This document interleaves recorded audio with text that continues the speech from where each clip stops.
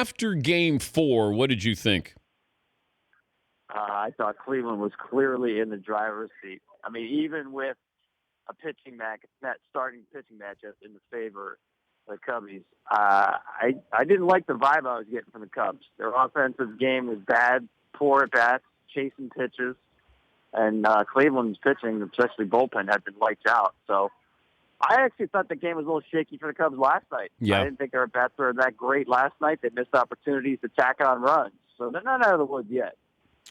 I brought this up to Bob Costas, and I know it may sound strange, but is it better for baseball if the Cubs don't win the World Series? No, I hear you. I've heard that a lot. You know, it's such a great narrative. 108 years, keep it rolling.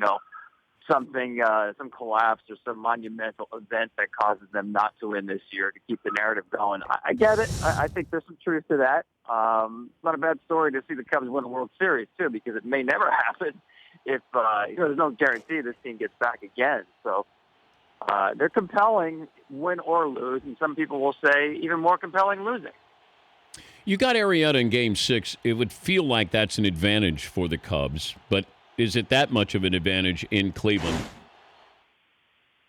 No. I think Jake has not been on point. I think he's been very inefficient with his pitches. Command is just a little bit off.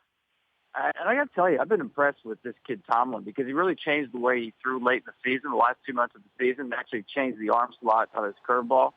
And if you've been watching this series, the Indians are just destroying the Cubs with curveballs.